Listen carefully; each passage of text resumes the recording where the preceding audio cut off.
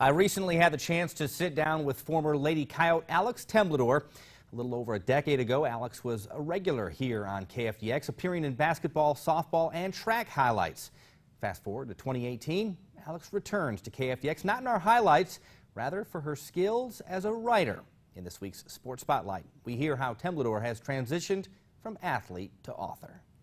I want to talk about your athletic life when you were in high school. As I recall, you played basketball, you played softball. And cross country. Cross country and track. I did, yes. So how do you look back on your days, of your athletic days? Oh my goodness.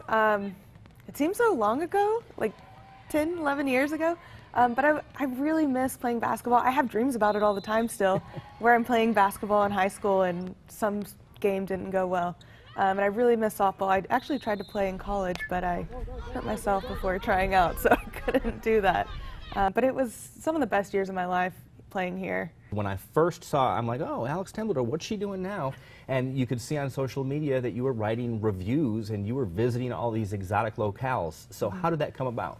So after getting my MFA in creative writing from the University of Central Oklahoma, I went to Los Angeles and got a job writing captions and subtitles for TV and film, but I did not like it. So I wanted to figure out a way to make writing my full-time gig. So I decided to become a freelancer. I moved back to Texas, and I got into travel writing. And I started writing for more magazines and more websites, and eventually people started inviting me on trips and getting me to write about these different destinations around the world. I never would have expected this would have happened. I mean, ever. I would have never. I left Old High thinking I was going to become a history professor, and this is where I'm at. And now you're branching out, and your name is on the front of a book. It is. Tell us about your release, which is coming out on, is it Halloween? On Halloween, October 31st. Secrets of the Casa Rosada, which is my first book, will be out in stores. You can actually pre-order it right now online, pretty much any.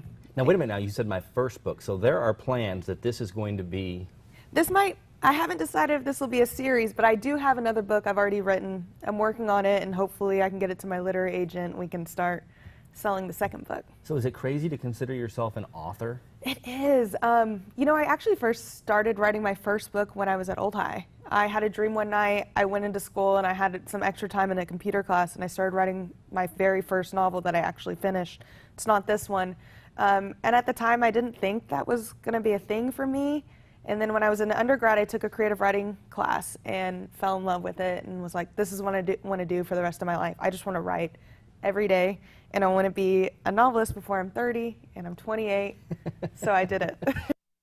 Alex's novel, Secrets of the Casa Rosada, is available now at bookstores and online, or you can purchase a book this Saturday at 9th Street Studios, where Alex will be signing her debut novel from 7 until 9. You can listen to our talk in its entirety at Texomashomepage.com. So if you think travel writing is the perfect job, well, things can go very wrong. Alex shares her personal horror stories online, Texomashomepage.com. More